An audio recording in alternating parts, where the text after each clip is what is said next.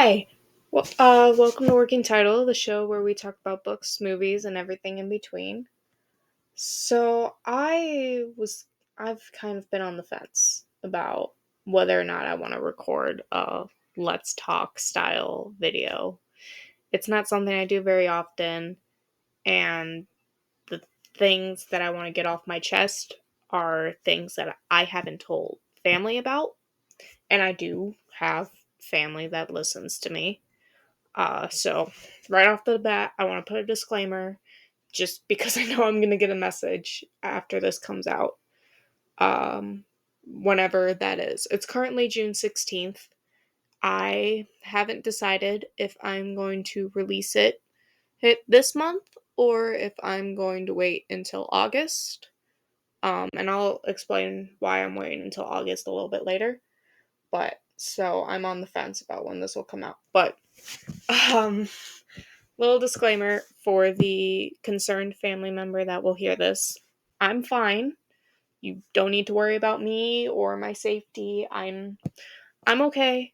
Just a lot of emotions. So, and maybe it's a bad idea to be putting these on the internet, and I don't know, but I a part of me wants whatever small audience that I do have to be aware, because how I'm doing directly affects the channel.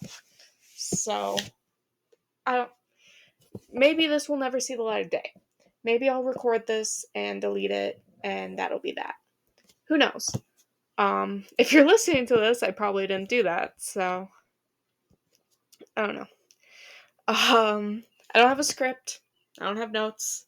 I'm just going with what feels right and what Clipchamp will allow me to do with the 30-minute recording limit.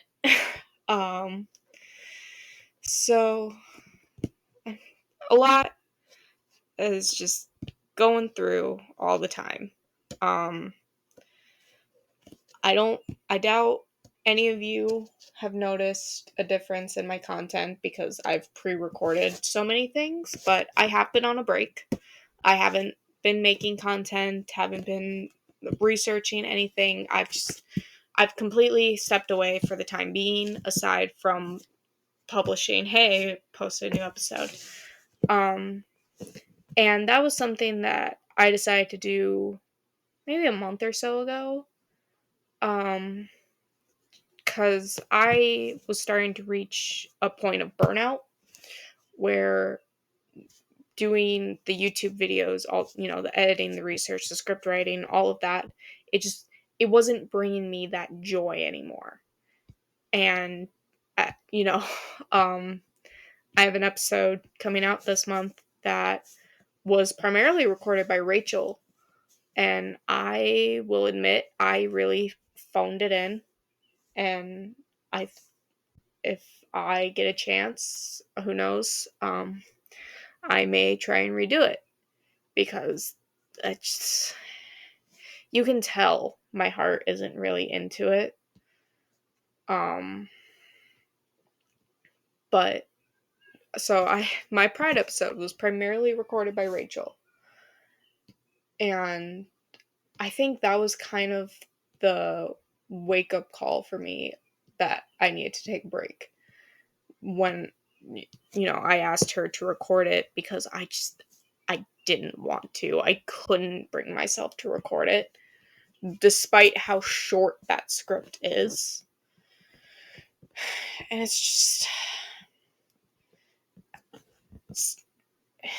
I don't even know how to describe it, but it's when you lose that spark, you start asking yourself, what's the point? Why am I doing this? I've had those thoughts of, what if I just deleted everything? Just deleted my Twitter, my Tumblr, my YouTube, all of it, and just wiped myself off the internet. And, I know enough that that's never truly possible. And I'm sure somewhere there is an archive of everything that I've made. But I've had those thoughts occur of, what's the point? Why am I doing this? And that was kind of what led to me deciding that, okay, I need a break. Like, I can't keep going at this rate. I know from your guys' perspective, it seems like I'm only releasing episodes once a month, at the middle of the month, but there's a whole behind the scenes process that since like January, it has just been nonstop writing scripts, you know, watching movies and taking notes, reading and taking notes, making sure that stuff is edited. Like it's been a nonstop workflow since like January. And, 2 months ago, I finally was like, I can't keep going like this. Like, it's just not sustainable. And, that's a tough decision to make when this is something that I do genuinely enjoy doing. But when it leaves you so tired to the point that you can't even do the basic aspect of the job, it's like, well, why do it then? And I, I July, I have one coming out in July that I am honestly really excited about, but w- was also affected by my burnout. It wasn't as fulfilled, I think, as it could have been. And I do explain in that video kind of what happened. But this kind of leads into why I'm debating posting this in August, because in the video that I have for July, I mentioned that I'm going to be doing one review in August before taking a break from posting. And I ended up basically putting that review on the back burner.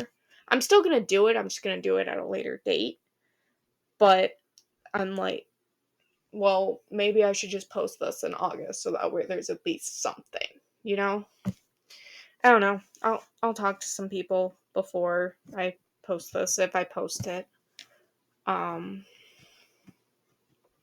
but I I don't even know like where to go from here. Um if you follow my Twitter, then you've probably seen I sprained my wrist this past week, which was fun. Uh literally immediately after therapy, like I hadn't even left the property yet. I walked off the curb and fucking sprained my wrist. So, that's fun. We're doing okay currently. It hurts to put pressure on it, but I have a like compression glove type thing on, and it is doing wonders for me.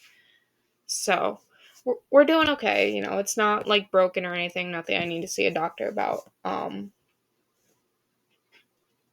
I think I have a cat trying to get into my room. Yep, I definitely have a cat trying to get into my room. I don't even know which one it is. Babies! I don't know why I'm doing that to him. I have a statue in front of my door to keep it closed because my bedroom door doesn't have a doorknob. The cats don't like when I do that because it stops them from coming in here whenever they damn well please. Um, is there a cat in here? I hope I didn't lock a cat in here with me. No, we're good. Everything's fine. Um, I'm like so distracted. Oh, um, huh. Also, if there's some things I want to do. I want to do more than just reviews. I'm still going to do the reviews because that's genuinely what I love to do. And, pointing out the details and picking out the flaws and stuff in media is how I interact with it. And it annoys some of the people in my life, but that is how I enjoy media, is by picking it apart. So I'm still gonna do the reviews. I have an entire list of ones that I want to do that Some of them I'm not entirely sure how I'm going to do, but I will figure it out. Um but I want to do other things. I posted that cover a while back, and I think I want to do more of them. I I want to do crochet videos, and if you follow my Twitter, you know that I have one planned for next year. So I want to be able to branch out, and I gotta figure some things out. I still have some videos planned because I want to do my yearly, New Year's thing, and I have a special video with my sister planned. So I am going to be doing something in December, but like I want to be able to expand.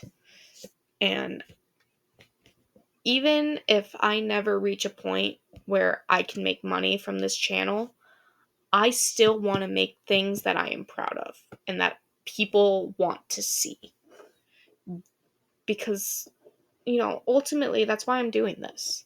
That I could just watch movies and annoy the people around me by picking them apart, but I want I want to have these conversations, and I want to have an audience to engage with.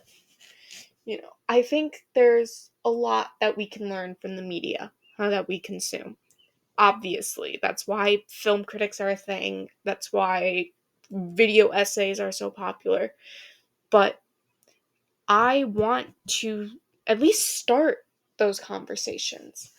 And I want to draw people's attentions to movies that they might not have heard of. That's why I like doing the Tubi reviews so much, because it's a lot of indie, low budget things that may not have gotten big releases, or if they did, didn't get a whole lot of attention at the time. And I want to be able to facilitate that. And I want to be able to talk to people. I couple like 2 years ago now, I think I did the Mer People review where I got to talk to two of the cast members. And I want to be able to talk to the people behind media.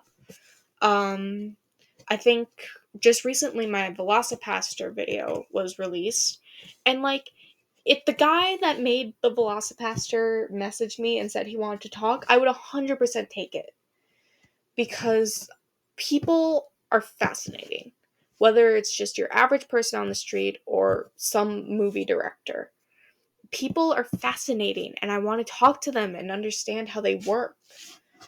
I have a list of people that I would love to have on the show that would probably never give me the time of day, but it's nice to dream. And I have so many things that I want to do, and you know, you can't you can't let the numbers control you, because if you just if one video does badly and you decide that's the end of your channel, that's insane. But it is disheartening when you put so much effort into a video and nobody sees it. Like my 3-year special that I did a while back. That was so much fun to make, and so much time and effort went into it, and nobody watched it. And it's frustrating, and it makes you wonder, was it worth it? What if nobody's going to see it? What was the point of putting in all of that work? And it's just,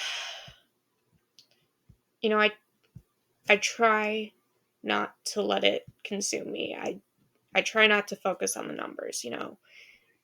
Oh, it's one thing to tell yourself that it doesn't matter how many people saw it as long as you made something you were proud of. But maybe it's just because I've always been insecure. Growing up, I've never known a life without insecurity, whether it was about my body, the way I talk, the way I do things. I've always been insecure, and I've always wanted validation from other people. And I've gotten better about it as I've gotten older, and I've gotten therapy. But it really does kind of break your spirits a little bit when you put in weeks of effort just for it to not pay off. And God, I'm really getting emotional here. It's just, to kind of circle back, it makes you wonder, what's the point? Yeah. And like, I don't want to be that person that is begging for views, like, oh, please watch my stuff. But, as a content creator, you still want people to see you still want your things to be seen. And it hurts when they're not. And holy shit. I was trying to find an example for you guys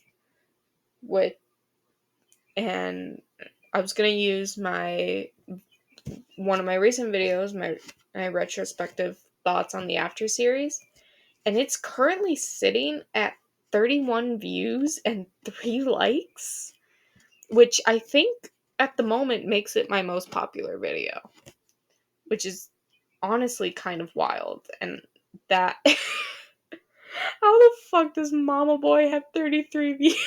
That movie was so stupid. Oh my god. But the retrospective thoughts on After one was, I was working on that for a couple weeks and talking about it with my therapist, and she brought up the very good point of this channel has been almost like a digital journal. I've never been a big fan of journaling. I have a hard time putting what I'm feeling into words, and so it's never really been my thing. But this channel, being able to see how I've evolved as a person, it's been really fascinating. And I bring this up in that video, but I was just so unirrationally, unirrationally? Is that, no. I was so irrationally angry at these movies, and a lot of it stemmed from the really bad breakup I went through at the time. I never really talked about it with anybody, but my first relationship, my first relationship ended shortly after I started this channel, and I already was going through a lot. I have a lot of mental health issues that unfortunately are genetic. But that breakup really fucked with me, and it took me a couple years just to feel like a person again after that. Which is wild because it never went past, that relationship didn't last more than a year, and it had that drastic of an impact on me. But to see how far I've come between then and now, and being able to watch these movies that I so viscerally hated in the past, and there's multiple examples over the years of me shit talking these movies, to finding enjoyment in them. Honest to God, the first After movie is kind of a comfort movie for me. And I love After Everything. Yeah, that's the final one. But I love After Everything and seeing the progression that Hardin goes through throughout the series. When we first meet him, we kind of have this rose-colored glasses approach, like how a new relationship is. And he seems like this charming, fun guy. And we start to see the darker side. And then we see him slowly spiral to the point that he's hit his rock bottom. And to see him come out of that, After Everything is what I loved about the ending of the first After movie, when we see Tessa get her life back together. Except it's an hour and a half dedicated to Hardin getting his life back together. And so I'm like, oh my god, I should get medicated. But So to see that progression from me being so viscerally angry at a movie to finding enjoyment and finding comfort in them, you know, it's interesting, and I just honestly I'm glad it's getting the reception that it is, because I worked so damn hard on that video. And there was some rough patches, as with everything, but yeah. So um wow, I've been talking for 20 minutes already. God damn. So I don't know. I I have shit that is personal, and I'm not going to share online because I'm not that crazy. Um so I'm going to talk to some people. This is either going to come out June 17th or sometime in August. I'm not entirely sure, but I want my audience that will listen to this to know that I do appreciate you. And thank you so much, whether you've been here since the beginning or you've just found me recently. Thank you. Because honestly and truly, even if you don't interact, just watching my video means the world to me. So, with that, all my socials will be in the description. I'm not going to go through the whole spiel this time. And till next time, peace out.